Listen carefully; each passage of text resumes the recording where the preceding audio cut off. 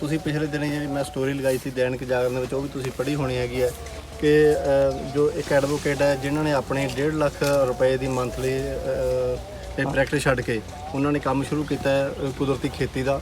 ਤੇ ਹੁਣ ਅੱਜ ਆਪਾਂ ਸਾਰੇ ਜਿਹੜੇ ਹੈਗੇ ਸਾਥੀ ਇੱਥੇ ਆਏ ਹੋਏ ਹੈਗੇ ਆ ਸੋਹਣਗੜ੍ਹ ਪਿੰਡ ਦੇ ਵਿੱਚ, ਔਰ ਸੋਹਣਗੜ੍ਹ ਨੈਚੁਰਲ ਫਾਰਮ ਐਡਵੋਕੇਟ ਜਿਨ੍ਹਾਂ ਬਾਰੇ ਆਪਾਂ ਲਿਖਿਆ ਸੀ ਕਮਲਜੀਤ ਸਿੰਘ ਜੀ ਹੇਅਰ, ਉਹ ਸਾਡੇ ਨਾਲ ਹੈਗੇ ਨੇ। ਤਾਂ ਇਹ ਸਾਥੀ ਆਪਾਂ ਨੂੰ ਸਾਰੇ ਜਿਹੜੇ ਹੈਗੇ ਆ ਇਸ ਫਾਰਮ ਦੇ ਕੀ ਵਿਸ਼ੇਸ਼ਤਾਵਾਂ ਨੇ, ਕੀ ਇੱਥੇ ਖਾਸ ਹੈਗਾ, ਕਿਉਂ ਇਹਨਾਂ ਨੇ ਆਪਣੀ ਜਿਹੜੀ ਜੋਬ ਛੱਡੀ ਹੈਗੀ ਹੈ ਉਹ ਕਰਕੇ ਜਿਹੜਾ ਮਤਲਬ ਕੁਦਰਤੀ ਖੇਤੀ ਵੱਲ ਆਏ। ਤਾਂ ਆਪਾਂ ਇਹਨਾਂ ਦੇ ਵੀ ਵਿਚਾਰ ਜਾਣਾਂਗੇ ਕਿ ਮਤਲਬ ਕਿਉਂ ਇਹਨਾਂ ਨੇ ਇਸ ਤਰ੍ਹਾਂ ਕੀਤਾ। ਇਹ ਜਿਹੜੀ ਦੇਖੋ ਖੇਤੀ ਆਪਾਂ ਸਾਰੇ ਕਰਦੇ ਹਾਂ, ਕੁਦਰਤੀ ਖੇਤੀ ਕਰਨੀ, ਔਰ ਉਹ ਵੀ ਆਪਣੀ ਵਕਾਲਤ ਛੱਡ ਕੇ ਚੰਗੀ ਭਲੀ ਵਧੀਆ ਚੱਲਦੀ ਵਕਾਲਤ ਛੱਡ ਕੇ ਕੰਮ ਕਰਨਾ, ਉਹ ਇੱਕ ਵੱਡੀ ਗੱਲ ਹੈ ਕਿ ਇੱਕ ਮੋਟੀਵੇਸ਼ਨ ਹੈ ਸਾਰੇ ਆਪਣੇ ਕਿਸਾਨਾਂ ਨੂੰ, ਕਿਉਂਕਿ ਕਿਸਾਨ ਜਿਹੜੇ ਹੈਗੇ ਨੇ ਉਹ ਉਹਨਾਂ ਦੇ ਪੁੱਤਰ ਹੁਣ ਅੱਗੇ ਖੇਤੀ ਤੋਂ ਮੂੰਹ ਮੋੜ ਰਹੇ ਆ, ਤੇ ਇੱਕ ਪਾਸੇ ਇੱਕ ਵਕੀਲ ਆਪਣੀ ਵਕਾਲਤ ਛੱਡ ਕੇ ਖੇਤੀ ਵੱਲ ਮੁੜਿਆ। ਤਾਂ ਇਹ ਕੋਈ ਬਿਲਕੁਲ ਵਿਲੱਖਣ ਗੱਲ ਹੋਣੀ ਹੈਗੀ ਹੈ ਜੋ ਇੱਧਰ ਵਾਪਸੀ ਕੀਤੀ ਹੈਗੀ ਇਹਨਾਂ ਨੇ।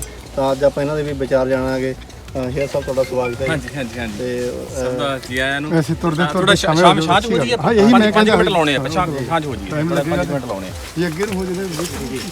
ਹਾਂ ਅੱਗੇ ਛਾਂ ਘੱਟ, ਇੱਥੇ ਹਵਾ ਵੀ ਲੱਗਦੀ ਹੈ। ਇੱਥੇ ਵੰਡ ਦੀ ਜੀ ਖੜ ਜਾਓ, ਕੁਝ ਚੈੱਕ ਹੋ ਜਾਓ, ਕੁਝ ਚੈੱਕ ਹੋ ਜਾਓ। ਆਪਾਂ ਥੋੜ੍ਹੀਆਂ ਜਿਹੀਆਂ ਇੱਧਰਲੇ ਪਾਸੇ 5 ਮਿੰਟ ਆਪਾਂ ਲਾਵਾਂਗੇ ਜੀ। ਮੈਂ ਥੋੜਾ ਸਾਹਮਣੇ ਹੋ ਜਾਣਾ। ਹਾਂਜੀ ਹਾਂ ਹਾਂ ਹਾਂ ਥੋੜਾ ਸਾਇਲੈਂਸ ਫਿਰ ਇਹੋ ਜੇ ਹੈ ਨਾ, ਆਪਾਂ ਗੱਲ ਕਰਾਂਗੇ। ਫੋਨ ਉਹ ਭਾਈ ਸਾਹਿਬ ਨੂੰ ਕਹਿ ਦਿਓ ਬੰਦ ਕਰ ਦੇਵੇ। ਰਿਕਾਰਡਿੰਗ ਕਰੋ ਸਾਹਮਣੇ।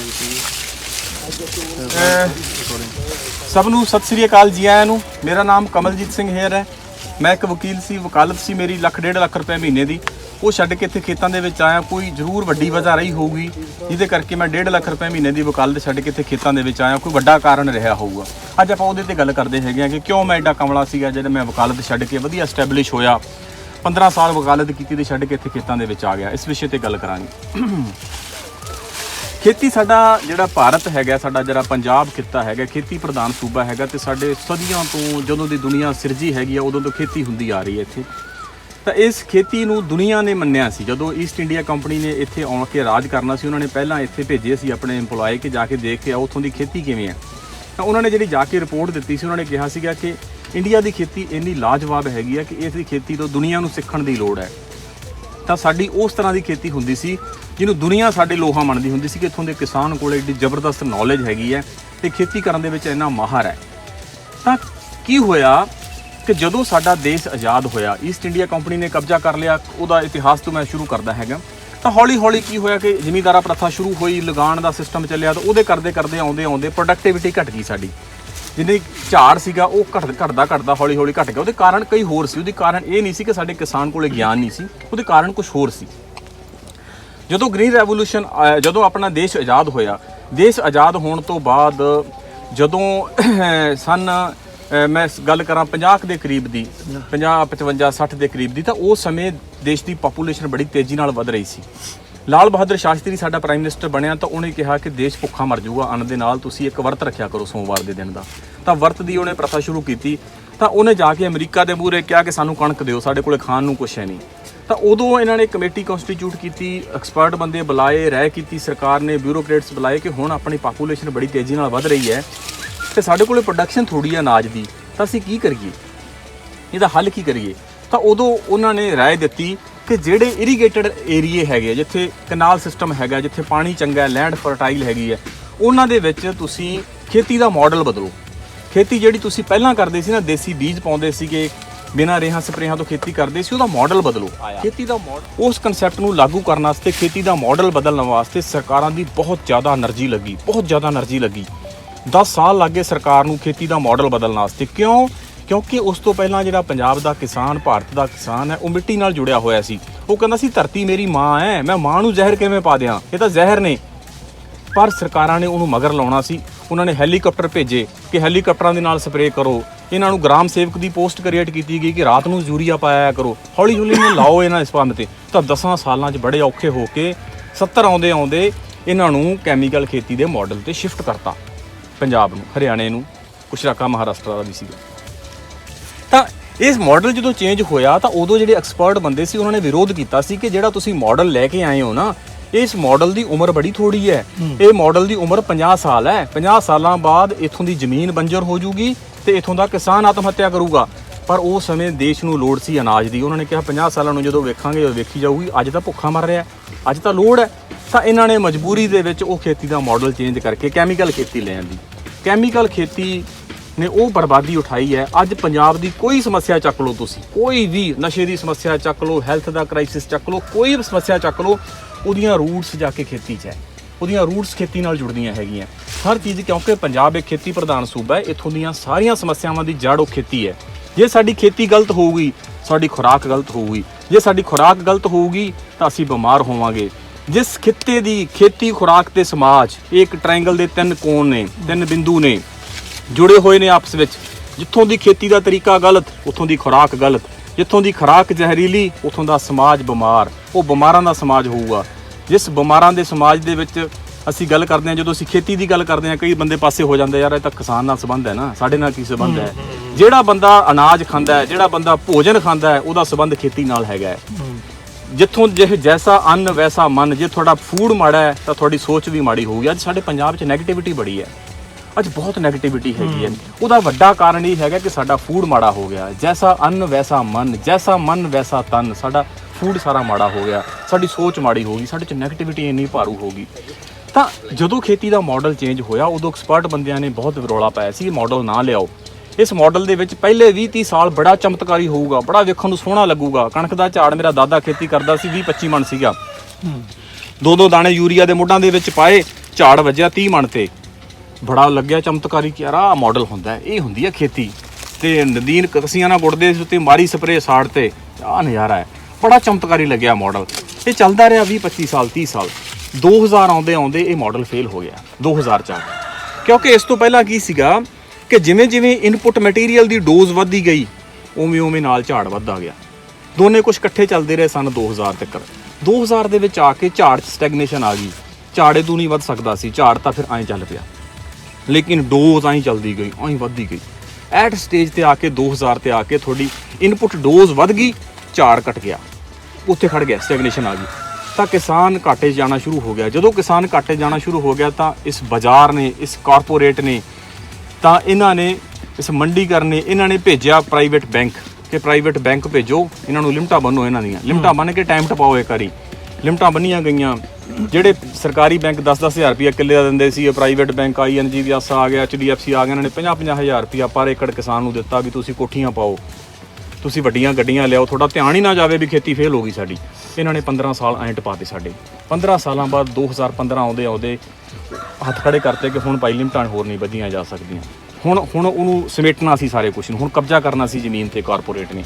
ਇਹ ਫਰਟਾਈਲ ਲੈਂਡ ਪੰਜਾਬ ਦੀ, ਜਿਹਦੇ ਉੱਤੇ ਨਿਗਾਹ ਸੀਗੀ ਮਲਟੀਨੈਸ਼ਨਲ ਕੰਪਨੀਆਂ ਦੀ, ਹੁਣ ਇਹਦੇ ਤੇ ਕਬਜ਼ਾ ਕਰਨਾ ਸੀ। ਉਸ ਤੋਂ ਬਾਅਦ ਲਿਮਟਾਂ ਕਰਤੀਆਂ ਬੰਦ, ਖੇਤੀ ਫੇਲ ਹੋ ਗਈ, ਕਿਸਾਨ ਆਤਮ ਹੱਤਿਆ ਕਰਨ ਲੱਗ ਗਿਆ। 2015 ਤੋਂ ਜਿਹੜਾ 5 ਸਾਲਾਂ ਦੇ ਵਿੱਚ ਦੌਰ ਚੱਲਿਆ ਕਿਸਾਨ ਆਤਮ ਹੱਤਿਆਵਾਂ ਦਾ, ਇਹ ਉਸ ਮਾਡਲ ਫੇਲੂਅਰ ਦੀਆਂ ਨਿਸ਼ਾਨੀਆਂ ਹੈਗੀਆਂ। ਕੈਮੀਕਲ ਖੇਤੀ ਦਾ ਮਾਡਲ ਫੇਲ ਹੋ ਗਿਆ। ਖੇਤੀ ਦਾ ਬਦਲਵਾਂ ਮਾਡਲ ਕੀ ਹੋਵੇ, ਸਾਨੂੰ ਇਹਦੇ ਤੇ ਕੰਮ ਕਰਨਾ ਪੈਣਾ। ਜਦੋਂ ਮੈਨੂੰ ਇਹਦੀ ਸਮਝ ਲੱਗੀ, ਵਕਾਲਤ ਕਰਦਾ ਸੀ, ਤਾਂ 2013 ਦੇ ਵਿੱਚ ਡਾਕਟਰ ਓਮ ਪ੍ਰਕਾਸ਼ ਰੁਪੇਲਾ ਮੇਰੇ ਗੁਰੂ ਜੀ ਨਾਲ ਮੇਲ ਹੋਇਆ। ਉਹਨਾਂ ਤੋਂ ਸਮਝ ਲੱਗੀ ਕਿ ਮਾਡਲ ਫੇਲ ਹੋ ਗਿਆ, ਹੁਣ ਬਦਲਵਾਂ ਮਾਡਲ ਤੇ ਕੰਮ ਕਰਨਾ ਪੈਣਾ। ਬਦਲਵਾਂ ਮਾਡਲ ਸਾਨੂੰ ਸਰਕਾਰਾਂ ਨੇ ਲਿਆ ਕੇ ਨਹੀਂ ਦੇਣਾ। ਬਦਲਵਾਂ ਮਾਡਲ ਕਿਸਾਨ ਨੂੰ ਲੱਭਣਾ ਪੈਣਾ ਹੈਗਾ ਕਿ ਖੇਤੀ ਦਾ ਬਦਲਵਾਂ ਮਾਡਲ ਕੀ ਹੋਵੇ। ਸਰਕਾਰਾਂ ਕਿਹੜੇ ਮਾਡਲ ਨੂੰ ਅਡਾਪਟ ਕਰਨੀਆਂ, ਜਿਹੜਾ ਮਾਡਲ ਖੇਤੀ ਦਾ ਤੁਹਾਨੂੰ ਬਾਜ਼ਾਰ ਦੇ ਗੁਲਾਮ ਕਰੂਗਾ। ਸਰਕਾਰਾਂ ਨੂੰ ਫੰਡਿੰਗ ਕੌਣ ਕਰਦਾ ਹੈ? ਮਲਟੀਨੈਸ਼ਨਲ ਕੰਪਨੀਆਂ ਕਰਦੀਆਂ। ਤਾਂ ਉਹ ਮਾਡਲ ਖੇਤੀ ਦੇ ਵਿੱਚ ਵੀ, ਉਹੀ ਮਾਡਲ ਤੁਹਾਡਾ ਐਜੂਕੇਸ਼ਨ ਸਿਸਟਮ ਦੇ ਵਿੱਚ ਵੀ, ਉਹੀ ਮਾਡਲ ਤੁਹਾਡਾ ਜਿਹੜਾ ਹੈਗਾ ਹੈਲਥ ਸਿਸਟਮ ਦੇ ਵਿੱਚ ਵੀ। ਹੈਲਥ ਦੇ ਵਿੱਚ ਸਾਡਾ ਆਯੁਰਵੇਦ ਕਿਉਂ ਪਿੱਛੇ ਰਹਿ ਗਿਆ? ਕਿਉਂਕਿ ਆਯੁਰਵੇਦ ਦੇ ਵਿੱਚ ਮਲਟੀਨੈਸ਼ਨਲ ਕੰਪਨੀਆਂ ਦਾ ਸਮਾਨ ਨਹੀਂ ਵਿਕਣਾ। ਉੱਥੇ ਤਾਂ ਜੜੀ ਬੂਟੀਆਂ ਦਾ ਗਲੋ ਲੈ ਕੇ ਅਸੀਂ ਬੁਖਾਰ ਠੀਕ ਕਰ ਲਾਂਗੇ। ਉੱਥੇ ਕੀ ਲੋੜ ਆ ਮਲਟੀਨੈਸ਼ਨਲ ਕੰਪਨੀਆਂ ਨੂੰ ਆਪਣਾ ਸਮਾਨ ਵੇਚਣ ਦੀ? ਵਿਕਣਾ ਹੀ ਨਹੀਂ ਉਹਨਾਂ ਦਾ। ਤਾਂ ਉਹਨਾਂ ਦਾ ਸਮਾਨ ਵਿਕਣਾ ਐਲੋਪੈਥੀ ਦੇ ਵਿੱਚ। ਤਾਂ ਹਰ ਫੀਲਡ ਦੇ ਵਿੱਚ ਉਹ ਮਾਡਲ ਅੱਗੇ ਜਾਣਗੇ ਜਿਨ੍ਹਾਂ ਦੇ ਵਿੱਚ ਬਾਜ਼ਾਰ ਦੇ ਹਿੱਤ ਜੁੜੇ ਹੋਏ ਆ, ਤੇ ਬਾਜ਼ਾਰ ਫੰਡਿੰਗ ਕਰਦਾ ਹੈਗਾ ਸਰਕਾਰਾਂ ਨੂੰ, ਤੇ ਸਰਕਾਰਾਂ ਉਹਨਾਂ ਨੂੰ ਪ੍ਰਮੋਟ ਕਰਨੀਆਂ। ਤਾਂ ਅਸੀਂ ਸਰਕਾਰਾਂ ਤੋਂ ਉਮੀਦ ਲਾ ਕੇ ਬੈਠ ਜਾਈਏ ਕਿ ਸਾਡੀ ਖੇਤੀ ਸਰਕਾਰ ਸੁਧਾਰੂਗੀ, ਤਾਂ ਇਹ ਤਾਂ ਸਾਡੀ ਬਹੁਤ ਵੱਡੀਆਂ ਉਮੀਦਾਂ, ਹਵਾ 'ਚ ਤਲਵਾਰਾਂ ਮਾਰਨ ਵਾਲੀਆਂ ਗੱਲਾਂ ਹੈ। ਕਿਸਾਨ ਨੂੰ ਮਾਡਲ ਬਦਲਵੇਂ ਲੱਭਣੇ ਪੈਣੇ ਹੈ। ਇਹਦਾ ਬਦਲਵਾਂ ਮਾਡਲ ਕੀ ਹੋ ਸਕਦਾ ਹੈ? ਯੂਰੀਆ DAP ਦੀ ਉਮਰ ਬੜੀ ਥੋੜੀ ਹੈ। 50 ਸਾਲਾਂ ਦੇ ਵਿੱਚ, ਇਹ 50 ਸਾਲਾਂ ਤੋਂ ਪਹਿਲਾਂ ਸਾਡੇ ਤਾਂ ਸੈਂਕੜੇ ਸਾਲਾਂ ਤੋਂ ਖੇਤੀ ਹੁੰਦੀ ਆ ਰਹੀ ਸੀ। ਉਦੋਂ ਕੀ ਸਾਡਾ ਦੇਸ਼ ਭੁੱਖਾ ਮਰਦਾ ਸੀ? ਬੜਾ, ਮੇਰੇ ਦਾਦੇ ਕੋਲੇ ਤਾਂ ਬੜਾ ਖੁੱਲ੍ਹਾ ਟਾਈਮ ਹੁੰਦਾ ਸੀਗਾ, ਬੜੀ ਵਧੀਆ ਖੁਰਾਕ ਹੁੰਦੀ ਸੀ ਉਹਦੇ ਕੋਲੇ, ਉਹਦਾ ਬੜਾ ਸੌਖੀ ਜ਼ਿੰਦਗੀ ਜਿਉਂਦਾ ਸੀਗਾ। ਜੇ ਝਾੜ ਵਧਾਉਣ ਦੇ ਨਾਲ ਹੀ ਅਸੀਂ ਸੌਖੇ ਹੁੰਦੇ ਹੁੰਦੇ ਫਿਰ ਤਾਂ ਸਾਡੇ ਕੋਲੇ ਕਿਸਾਨ ਕੋਲੇ ਬਹੁਤ ਪੈਸਾ ਹੋਣਾ ਸੀਗਾ। ਪੈਸਾ ਕਿੱਧਰ ਗਿਆ? ਪੈਸਾ ਤਾਂ ਮਲਟੀਨੈਸ਼ਨਲ ਕੰਪਨੀਆਂ ਕੋਲੇ ਚਲਾ ਗਿਆ। ਕਿਸਾਨ ਤਾਂ ਅੱਜ ਵੀ ਕਰਜ਼ਾਈ ਆ। ਕਿਸਾਨ ਪਹਿਲਾਂ ਤਾਂ ਕਰਜ਼ਾਈ ਹੁੰਦਾ ਨਹੀਂ ਸੀ। ਜਦੋਂ ਝਾੜ ਉਹਦਾ 25 ਮਣ ਸੀ ਉਦੋਂ ਕਿਸਾਨ ਕੋਲੇ ਪੈਸੇ ਸੀ। ਅੱਜ ਕਿਸਾਨ 50 ਮਣ ਝਾੜ ਕੱਢ ਕੇ ਤੇ ਕਿਸਾਨ ਕਰਜ਼ਾਈ ਆ, ਆਤਮ ਹੱਤਿਆ ਕਰ ਰਿਹਾ। ਤਾਂ ਇਹ ਪੈਸਾ ਇਹ ਤਾਂ ਬੜਾ ਲੁਕਵਾ ਹੈਗਾ, ਵਿਖਾਵਾ ਹੈ ਸਾਡਾ ਕਿ ਸਾਡੇ ਕੋਲੇ ਪੈਸਾ ਆ ਰਿਹਾ। ਪੈਸਾ ਤਾਂ ਮਲਟੀਨੈਸ਼ਨਲ ਕੰਪਨੀਆਂ ਕੋਲੇ ਜਾ ਰਿਹਾ, ਸਾਡੇ ਕੋਲ ਤਾਂ ਕੁਝ ਵੀ ਨਹੀਂ ਹੈ। ਤਾਂ ਇਸ ਮੌਇਜ਼ ਜਦੋਂ ਸਾਰੇ ਇਸ ਛੜਯੰਤਰ ਦੀ ਸਮਝ ਲੱਗੀ ਤਾਂ ਵਕਾਲਤ ਛੱਡ ਕੇ ਖੇਤਾਂ ਦੇ ਵਿੱਚ ਆ ਗਿਆ। ਆ ਕੇ ਜ਼ੀਰੋ ਤੋਂ ਕੰਮ ਸ਼ੁਰੂ ਕੀਤਾ ਕਿ ਮੈਂ ਖੇਤੀ ਦੇ ਬਦਲਵੇਂ ਮਾਡਲ ਤੇ ਕੰਮ ਕਰੂੰਗਾ। ਉਹ ਮਾਡਲ ਜਿਹੜਾ ਮੇਰਾ ਦਾਦਾ ਖੇਤੀ ਕਰਦਾ ਸੀ ਉਹਨੂੰ ਸਮੇਂ ਦਾ ਹਾਣੀ ਬਣਾਉਂਗਾ। ਗਲਤੀ ਸਾਡੇ ਤੋਂ ਕੀ ਹੋਈ ਕਿ ਅਸੀਂ ਮਾਡਲ ਬਦਲਤਾ। ਅਸੀਂ ਮਾਡਲ ਨਹੀਂ ਬਦਲਣਾ ਸੀ, ਅਸੀਂ ਮਾਡਲ ਨੂੰ ਅਪਡੇਟ ਕਰਨਾ ਸੀ। ਜਿਵੇਂ ਸਾਡੇ ਮੋਬਾਈਲ ਦੇ ਵਿੱਚ ਨਵਾਂ ਵਰਜ਼ਨ ਆ ਜਾਂਦਾ ਨਾ, ਅਸੀਂ ਅਪਡੇਟ ਕਰਦੇ ਹਾਂ। ਉਸੇ ਤਰ੍ਹਾਂ ਸਾਨੂੰ ਖੇਤੀ ਜਿਹੜੀ ਸਾਡੀ ਸੈਂਕੜੇ ਸਾਲਾਂ ਤੋਂ ਚੱਲੀ ਆ ਰਹੀ ਸੀ ਉਹਨੂੰ ਅਪਡੇਟ ਕਰਨ ਦੀ ਲੋੜ ਸੀ, ਨਾ ਕਿ ਮਾਡਲ ਚੇਂਜ ਕਰਨ ਦੀ ਲੋੜ ਸੀ। ਮੈਂ ਹੁਣ ਉਸੇ ਖੇਤੀ ਤੇ ਕੰਮ ਕਰ ਰਿਹਾ ਜਿਹੜੀ ਖੇਤੀ ਮੇਰਾ ਦਾਦਾ ਕਰਦਾ ਸੀ, ਲੇਕਿਨ ਮੈਂ ਉਹਨੂੰ ਸਮੇਂ ਦਾ ਹਾਣੀ ਬਣਾ ਰਿਹਾ, ਉਹਨੂੰ ਅਪਡੇਟ ਕਰ ਰਿਹਾ। ਤਾਂ ਇਹਦੇ ਤੇ ਮੈਨੂੰ 5 ਸਾਲ ਹੋ ਗਏ। ਫਾਜ਼ਿਲਕਾ ਟੀਵੀ ਟਾਵਰ ਬਣਿਆ ਸੀਗਾ, 6 ਸਾਲਾਂ 'ਚ ਖੜਾ ਹੋਇਆ ਸੀ। 5 ਸਾਲ ਉਹਦੀ ਨੀਂਹ ਤੇ ਲੱਗ ਗਏ ਸੀ, 1 ਸਾਲ 'ਚ ਉੱਤੇ ਖੜਾ ਹੋਇਆ ਸੀ। ਮੈਂ 2013-14 ਤੋਂ ਲੱਗਿਆ ਹੋਇਆ, ਹਜੇ ਤੱਕ ਮੈਂ ਨੀਂਹ ਤੇ ਕੰਮ ਕਰ ਰਿਹਾ। ਤੇ ਹੁਣ ਅਸੀਂ ਜਿਹੜਾ ਇਨਫਰਾਸਟ੍ਰਕਚਰ ਸਾਰਾ ਖੜਾ ਕਰ ਲਿਆ। ਆਉਣ ਵਾਲੇ 1-2 ਸਾਲਾਂ ਦੇ ਵਿੱਚ ਮੈਂ ਚੈਲੰਜ ਕਰੂੰਗਾ ਕਿ ਕੈਮੀਕਲ ਖੇਤੀ ਨਾਲੋਂ ਮੇਰਾ ਝਾੜ ਜ਼ਿਆਦਾ ਹੈ। ਹਰ ਪਾਸਿਓਂ ਕੈਮੀਕਲ ਖੇਤੀ ਦਾ ਇੱਕ ਬਦਲਵਾਂ ਮਾਡਲ ਦੇਊਂਗਾ, ਇਹਦੇ ਤੇ ਕੰਮ ਕਰ ਰਿਹਾ। ਇਸ ਮਾਡਲ ਦੇ ਵਿੱਚ ਡਾਕਟਰ ਓਮ ਪ੍ਰਕਾਸ਼ ਰੁਪੇਲਾ ਜਦੋਂ ਖੇਤੀ ਨੂੰ ਪਰਿਭਾਸ਼ਿਤ ਕਰਦੇ ਆ, ਉਹ ਕਹਿੰਦੇ ਖੇਤੀ ਦੇ 5 ਅੰਗ ਹੈ: ਫਸਲਾਂ, ਰੁੱਖ, ਪਸ਼ੂ ਧਨ, ਸੂਖਮ ਜੀਵ ਤੇ ਪੰਛੀ। ਜਦੋਂ ਇਹ ਪੰਜੇ ਇਕੱਠੇ ਹੁੰਦੇ ਆ ਫਿਰ ਖੇਤੀ ਬਣਦੀ ਹੈ। ਤੇ ਦੁਨੀਆ ਦੀ ਕੋਈ ਤਾਕਤ ਨਹੀਂ ਜਿਹੜੀ ਉਸ ਖੇਤੀ ਨੂੰ ਫੇਲ ਕਰ ਦੇਵੇ। ਅਸੀਂ ਉਹ 5 ਕੰਪੋਨੈਂਟਾਂ ਤੇ ਕੰਮ ਕੀਤਾ। ਫਸਲਾਂ ਮੇਰੀਆਂ ਟੋਟਲ ਸਾਲ ਭਰ ਦੇ ਦੌਰਾਨ 50 ਦੇ ਕਰੀਬ ਹੋ ਜਾਂਦੀਆਂ। 50 ਫਸਲਾਂ ਦੇ ਕੋਈ ਜ਼ਿਮੀਂਦਾਰ ਨਾਂ ਨਹੀਂ ਜਾਣਦਾ। ਰੁੱਖਾਂ ਦੇ ਵਿੱਚ ਮੇਰੇ ਕੋਲੇ 1500 ਰੁੱਖ ਹੈ 20 ਏਕੜ ਦੇ ਵਿੱਚ, ਤੇ 120 ਪ੍ਰਜਾਤੀਆਂ ਦੇ ਰੁੱਖ ਹੈ। 120 ਪ੍ਰਜਾਤੀਆਂ ਦੇ ਨਾਂ ਨਹੀਂ ਗਿਣੇ ਜਾਂਦੇ। ਚੰਦਨ, ਗੁੱਗਲ, ਰੂੜਾ, ਬੇੜਾ, ਹਰੜ, ਨਿਰਗੁੰਡੀ, ਪਲਾਸ, ਜਿਹੜੇ ਰੁੱਖ ਦਾ ਤੁਸੀਂ ਨਾਂ ਲਾਓਗੇ ਮੇਰੇ ਕੋਲੇ ਹੈ। 25 ਕਿਸਮਾਂ ਦਾ ਫਰੂਟ ਹੈ ਜਿਹਨੂੰ ਫਰੂਟਿੰਗ ਹੋਣ ਲੱਗ ਪਈ ਹੈ। 25 ਕਿਸਮਾਂ ਦਾ ਫਰੂਟ ਹੈ ਜਿਹਨੂੰ ਫਰੂਟਿੰਗ ਹੋਣ ਲੱਗ ਪਈ ਹੈ। ਸੈਕੰਡ ਫੇਜ਼ ਦੇ ਵਿੱਚ 15 ਕਿਸਮ ਦਾ ਫਰੂਟ ਲਾ ਰਿਹਾ ਜਿਹੜਾ ਸੈਂਸਿਟਿਵ ਹੈ, ਜਿਹਦੇ ਇੱਥੇ ਸਕਸੈਸ ਰੇਟ ਘੱਟ ਹੈ, ਜਿਵੇਂ ਸੇਬ ਹੋ ਗਿਆ, ਬਦਾਮ ਹੋ ਗਿਆ, ਲੀਚੀ ਹੋ ਗਈ, ਇਹਨਾਂ ਦੀ ਸਕਸੈਸ ਰੇਟ ਘੱਟ ਹੈ। ਹੁਣ ਉਹ ਸੈਕੰਡ ਫੇਜ਼ ਦੇ ਵਿੱਚ ਉਹ ਲਾ ਰਹੇ ਹਾਂ। ਤਾਂ ਇਹਦੇ ਵਿੱਚ ਪਸ਼ੂ ਧਨ ਤੇ ਵੀ ਕੰਮ ਕੀਤਾ ਹੈਗਾ ਤੇ ਖੇਤੀ ਨਾਲ ਜੁੜੇ ਹੋਇਆ ਹਰ ਸਹਾਇਕ ਧੰਦਾ ਇੱਥੇ ਤੁਹਾਨੂੰ ਜਿਹੜਾ ਹੈਗਾ ਆਉਣ ਵਾਲੇ 6 ਮਹੀਨਿਆਂ 'ਚ ਦੇਖਣ ਨੂੰ ਮਿਲੂਗਾ। ਚਾਹੇ ਉਹ ਮੱਖੀਆਂ ਹੈਗੀਆਂ, ਚਾਹੇ ਉਹ ਮੁਰਗੀ ਫਾਰਮ ਹੈਗਾ ਹੈ, ਚਾਹੇ ਉਹ ਅਜ਼ੋਲਾ ਕਲਟੀਵੇਸ਼ਨ ਹੈ, ਚਾਹੇ ਉਹ ਵਰਮੀ ਕੰਪੋਸਟ ਹੈ, ਚਾਹੇ ਉਹ ਨਰਸਰੀ ਹੈ ਪਲਾਂਟਸ ਦੀ, ਚਾਹੇ ਉਹ ਦੂਸਰੀ ਵੈਜੀਟੇਬਲ ਨਰਸਰੀ ਹੈਗੀ ਹੈ। ਹਰ ਤਰ੍ਹਾਂ ਦੀ ਇਕੋ ਫਾਰਮ ਟੂਰਿਜ਼ਮ ਹੈਗਾ। ਖੇਤੀ ਨਾਲ ਜੁੜੀ ਹੋਈ ਹਰ ਇੱਕ ਚੀਜ਼ ਤੁਹਾਨੂੰ ਇੱਥੇ ਦੇਖਣ ਨੂੰ ਮਿਲੂਗੀ। ਕੁਝ ਪ੍ਰੋਜੈਕਟ ਸਾਡੇ 90% ਕੰਪਲੀਟ ਹੋਏ ਪਏ ਆ, ਕੁਝ ਕੁ ਸਾਡੇ ਹਜੇ ਰਹਿੰਦੇ ਹੈਗੇ ਆ ਤੇ ਉਹ ਸਾਰਿਆਂ ਦੇ ਕੰਮ ਚੱਲ ਰਿਹਾ ਹੈਗਾ। ਤਾਂ ਅਸੀਂ ਉਹ ਬਦਲਵੇਂ ਮਾਡਲ ਤੇ ਕੰਮ ਕਰ ਰਹੇ ਹਾਂ। ਮੈਂ ਉਸ ਮਾਡਲ ਨੂੰ ਅਪਡੇਟ ਕਰ ਰਿਹਾ ਹੈਗਾ। ਜਿਹੜਾ ਪੁਰਾਣਾ ਮਾਡਲ ਸੀਗਾ ਉਹਦੇ ਤੇ ਕੰਮ ਕਰ ਰਿਹਾ।